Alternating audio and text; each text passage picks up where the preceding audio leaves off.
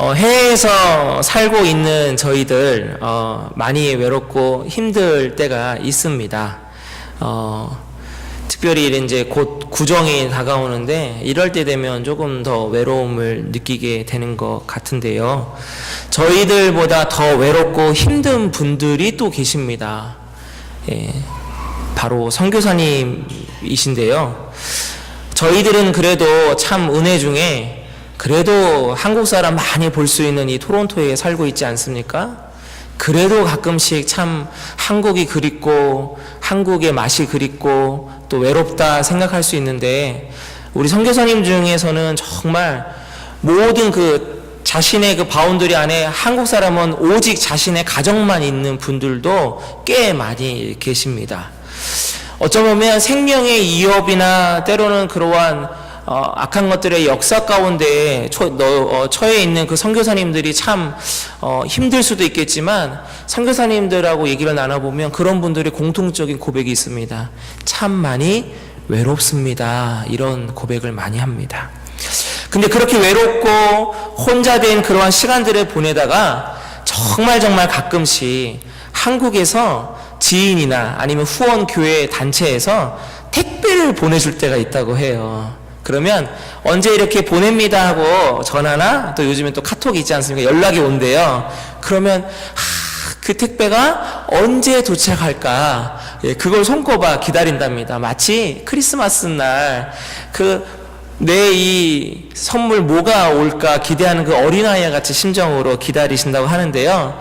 사진을 보시겠습니다. 지금 보는 사진은요, 제 학교 선배이신데요, 우간다에서 선교하고 계시는 선교사님 분의 SNS에 있는 사진입니다. 보시다시피 한국 택배, 선명하게 우체국 택배 찍혀 있죠. 그리고 무슨 이유인지 모르겠는데 그 옆면이 뜯어진 거예요. 걔네들이 뭘 빼갔는지 아니면 검사한다고 뜯어지셨는지 잘 모르겠지만 하여튼 저렇게 받아서 꺼내놓고 인증샷을 찍은 겁니다. 근데요, 그 SNS 내용을 보면 박스가 뜯어졌던 말든 상관이 없어요. 너무 기쁜 그 글들이에요. 드디어 기다리던 택배가 도착했다고 하면서 너무너무 기뻐하는 겁니다. 여러분, 위 사진 한번 자세히 보시겠어요? 어떠세요? 별거 없어요, 여러분. 그냥 보니까 속옷 있고 또 여러 가지 먹거리들 있고 책들이 있는데요. 그 우간다의 한국 사람이라고는 자기밖에 없는, 자신의 가족밖에 없는 그곳에서 저 한국의 그 한글 이름이 적혀 있는 저 물건을 받는 그 순간, 여러분, 바로 성령님이 오시는 그 기분, 그 감정을 느낀다라는 것입니다. 자, 이제 그만 보시고요. 네, 다들 기다리시는 것 같아요. 한국에서 택배를. 자, 오늘 본문에 나오는 제자들과 또 기도하는 120여 명의 그 성도들이 아마도 이런 심정이지 않았을까 합니다. 드디어 기다리던 성령님이 오셨습니다. 시기적으로 예수님이 십자가에 돌아가신 것이 6월절이었으니까 이제 50일 정도가 지난 바로 성령 강림절 때입니다. 부활하신 후 예수님이 약 40여 동안 사람들에게 부활하신 그 모습으로 나타나셨기 때문에 예수님께서 승천하시고 약 10일 정도가 지난 시기입니다. 그리고 우리가 흔히 마가의 다락방에서 성령을 경험했다라고 생각을 하는데요, 조금 다릅니다, 여러분. 좀 다르게 좀 말씀드리고 싶은 것은 120명, 제자들까지 하면 약 120명 이상이나 되는 그 사람들이 지금 이 중동, 이때 당시에 그 다락방에서 모일 수가 없다라는 것이고요. 특별히 성경 끝부분에 집에 모였다라고 하는 표현이 성전이라고 해석하는 것이 더 타당하다라고 합니다. 또한 마가의 다락방이라고 한다면 무슨 문제가 생기냐면, 오늘 읽지는 않았지만 5절 이후로 많은 사람들이, 그러니까 이방의 사람들이 와서 다른 나라 말로 하는 그 말들을 보고 놀래는 장면이 나오거든요. 그렇다면 그곳에 그 사람들이 어떻게 있을 수 있겠냐라는 부분이 생깁니다. 그래서 다시 그 보수적인 해석의 주석들을 보면 이것이 마가의 다락방이 아니라 성전일 가능성이 많다라고 지금은 그렇게 보게 됩니다. 하여튼 장소가 중요한 것 같지는 않고요. 성령님이 임하셨다는 것이 중요합니다. 성경 구절을 잠깐 좀 같이 몇 개를 볼 겁니다. 요한복음 14장 16절에서 17절입니다. 내가 아버지께 구하겠으니 그가 또 다른 보혜사를 너에게 주사 영원토록 너희와 함께 있게 하리니 그는 진리의 영이라 세상은 능히 그를 받지 못하나니 이는 그를 보지도 못하고 알지도 못함이라. 그러나 너희는 그를 아나니 그는 너희와 함께 거하시며 또 너희 속에 계시겠습니다. 예수님께서 공생의 기간 동안에 성령님이 오실 것에 대해서 말씀하신 겁니다. 그 다음 누가복음 24장 29절입니다. 볼지어다 내가 내 아버지께서 약속하신 것을 너희에게 보내리니 너희는 위로부터 능력으로 입혀질 때까지 이 성에 머물라 하시니라. 바로 사도행전의 저자인 누가가 쓴 누가복음의 마지막 부분입니다. 그리고 이어서 사도행전 1장 4절에서 5절 말씀입니다. 사도와 함께 모이사 그들에게 분부하여 이르시되 예루살렘은 떠나지 말고 내게서 들은 바 아버지께서 약속하신 것을 기다리라. 요한은 물로 세례를 베풀었으나 너희는 몇 날이 못되어 성령으로 세례를 받으리라 하셨느니라. 계속 예수님께서는 성령님이 내 뒤를 이어서 오실 것이다 라는 것을 말씀해 주셨습니다. 그리고 드디어 그 성령님, 기다리던 성령님이 오셨습니다. 자, 그런데 오늘 이 사도행전 2장에 있는 이 성령 강림에 대한 부분은요, 지금도 교단마다 또 해석마다 논쟁거리가 되기도 합니다. 성령하면 쉽게 우리의 머릿속에 떠오르는 것이 뭐가 있습니까, 여러분? 성령의 은사들입니다. 그리고 성령의 은사들은 좀 초자연적이고 신비롭고 그 다음에 기적 같은 것들을 많이 떠오르게 됩니다. 병든 사람이 병이 낫고 그 다음에 방언으로 기도하고 예언을 합니다. 엄청난 기적의 현장들이 보여집니다. 하지만 이런 부분은요, 성령의 역할 중에 지극히 단편적인 것을 여러분들 기억하셔야 됩니다. 마치 이것이 성령의 전체인 것처럼 생각하시면 절대로 안 됩니다. 그리고 그것만이 전부가 되어서도 안 됩니다. 그것은 마치 소경이 코끼리 다리를 만지고 내 인생의 최고의 큰 것을 만졌다고 하는 것과 같은 착각입니다.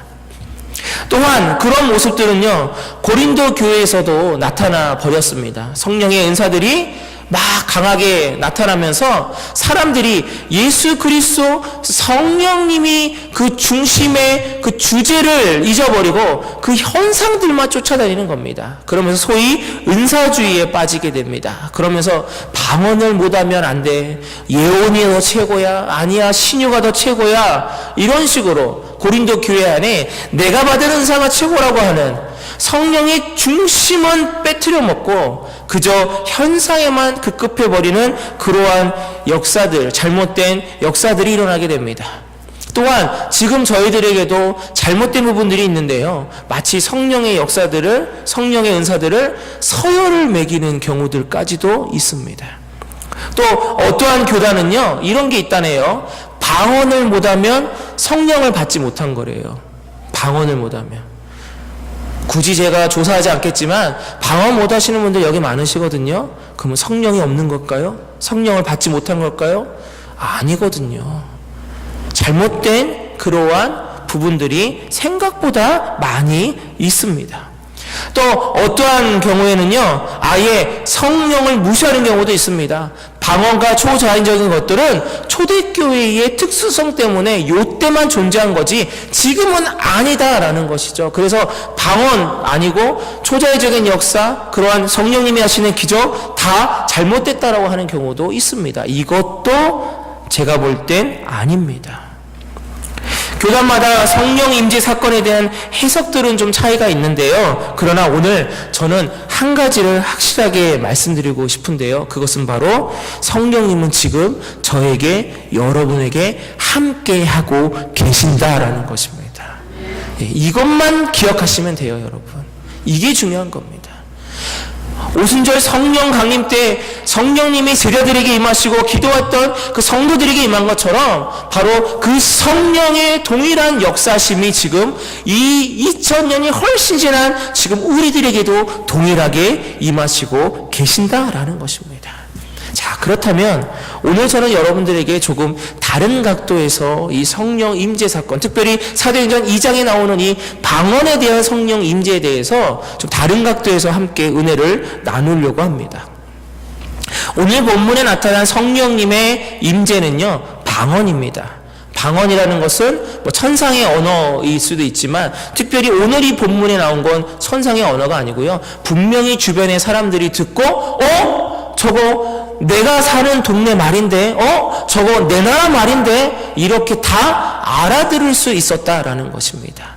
그러므로 여기서 말하는 방언은요, 천상의 말이 아니라 바로 그 주변에 있었던 국가들의, 나라들의, 민족들의 언어를 말하는 겁니다.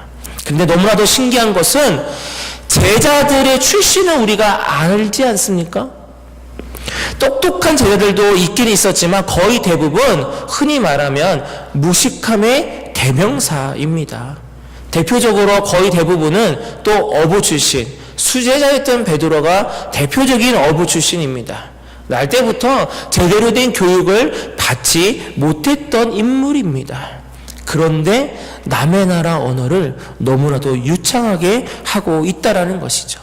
성경에 다른 사람들이 와서 그것을 보고 인정하며 나아갔다는 것은 바로 이것이 꾸며낸 얘기가 아니다라는 결정적인 증거입니다. 그렇다면 이것이 무엇을 의미하고 있을까? 이것을 우리가 좀 알아봐야 됩니다. 방언을 받지 못하면 성령의 임재를 받지 못하는 거구나. 그게 절대로 아니라는 것이죠. 마가복음 이야기를 잠깐 좀 봐야 될 것 같습니다. 마가복음과 이사야서 내용을 잠깐 볼 건데요. 마가복음 11장 17절입니다. 이에 가르쳐 이르시되 기록된 바 내 집은 만민이 기도하는 집이라 칭함을 받으리라고 하지 아니하였느냐. 너희는 강도의 소굴을 만들었도다 하심에 이렇게 되어 있습니다. 또 이 내 집은 만민이 기도하는 집이라 라고 예수님이 말씀하신 건 바로 이사야서 56장 7절 말씀을 인용하신 건데요. 이사야서 56장 7절입니다. 내가 곧 그들을 나의 성산으로 인도하여 기도하는 내 집에서 그들을 기쁘게 할 것이며 그들의 번제와 희생을 나의 제단에서 기꺼이 받게 되리니 이는 내 집은 만민이 기도하는 집이라 일컬음이 될 것임이라. 이렇게 되어 있습니다. 제가 영어로 이렇게 넣어놓은 거 보셨죠? 여기 보시면 만민의 all nations 이렇게 되어 있습니다. 자, 그런데요, 여러분, 예수님이 그 성전 정화를 하시면서 여기는 강도의 소굴로 만들냐, 여기는 만민이 기도하는 곳이다 라고 말씀하실 때 여러분 잘 생각해 보십시오. 유대인의 성전, 유대인의 회당에 all nations가 와서 기도할 수 있는 곳이 아니었습니다. 유대인들만이 올 수 있었습니다. 만민이 기도하는 곳이어야 되는데 유대인들만이 와서 말씀을 듣고 기도하는 장소였다는 것입니다. 뭔가 앞뒤가 맞지 않으시지 않습니까? 그때 당시에는 만민이 기도하는 집이 아직 되지 못했다라는 것입니다.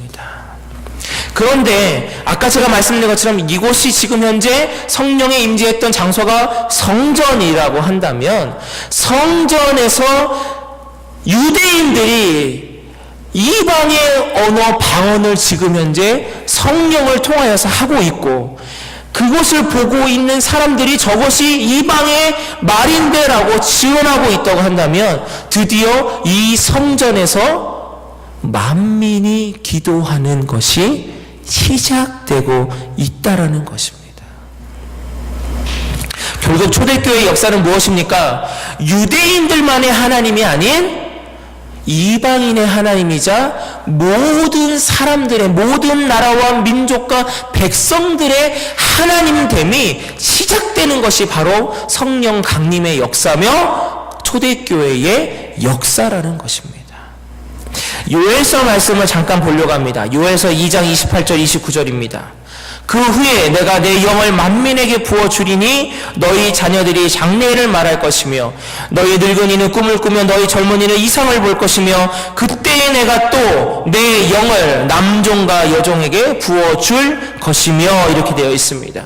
여기서 말하는 만민은 all people입니다. 그리고 29절에 남종과 여종이라고도 얘기하고 있습니다.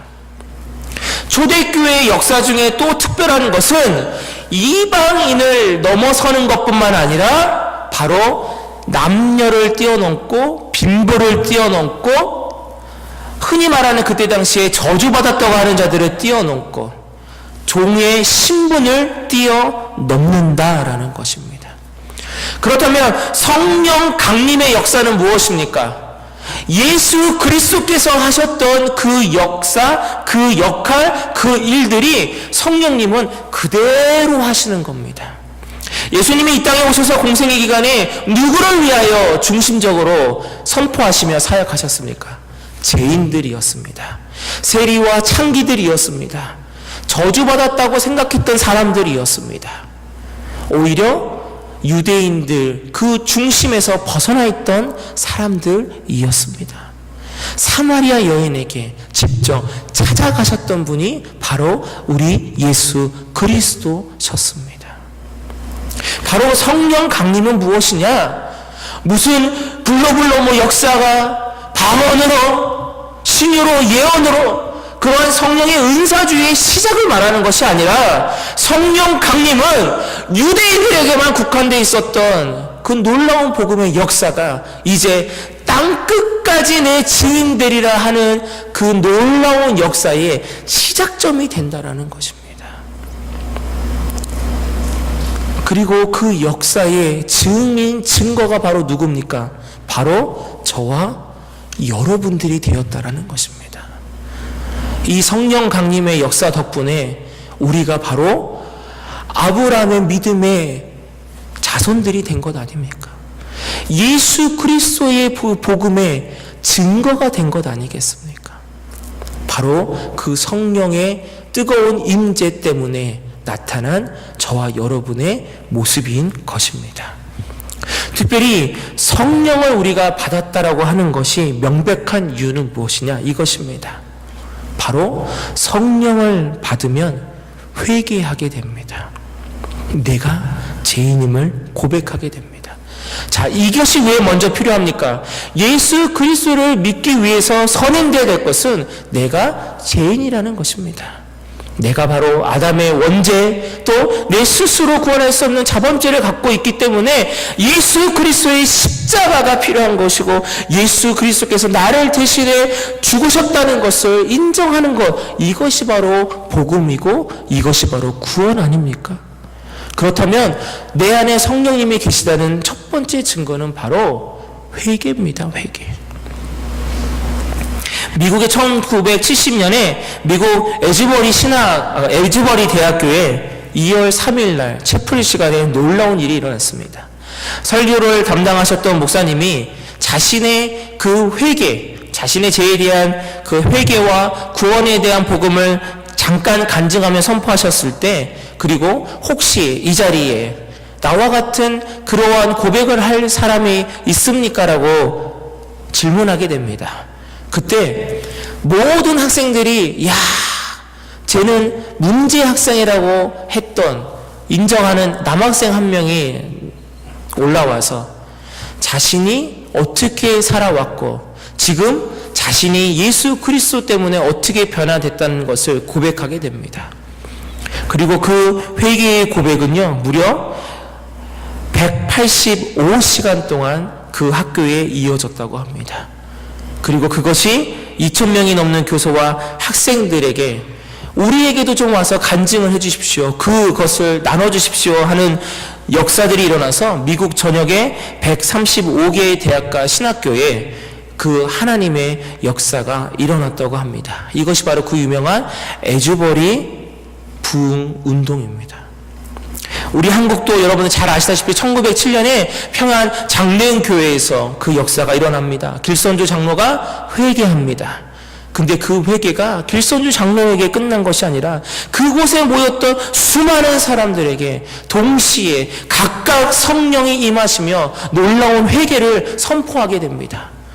그곳에 있었던 오죽하면 일본 순사까지 회개하는 역사가 일어나게 되었습니다. 여러분, 성령님이 우리 안에 계신 것은 바로 이것이 증거입니다.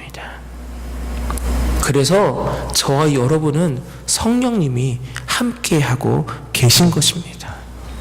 고린도전서 3장 16절 말씀, 이걸 함께 좀 읽겠습니다. 고린도전서 3장 16절입니다. 시작. 너희가 하나님의 성전인 것과 하나님의 성령이 너희 안에 계시는 것을 알지 못하느냐. 마치 하나님이 지금 저와 여러분에게 하시고 있는 말씀 같지 않으십니까? 우리 안에 성령님이 계신 것을 왜 모르냐라는 것입니다.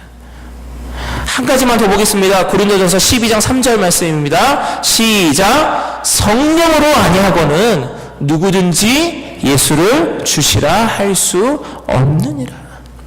저와 여러분이 구원받았습니다. 저와 여러분이 예수를 주라 고백합니다. 저와 여러분이 지금도 이 예배 자리에서 예수 십자가의 보혈을 찬양하고 예수 십자가의 이름으로 기도하며 나아가고 있다면 바로 저와 여러분에겐 지금 성령님, 우리가 볼 수 없지만 바로 그 성령님이 지금 저와 여러분과 함께 하시며 이 예배와 함께 하시며 이 교회에 함께하고 계신 줄로 믿습니다.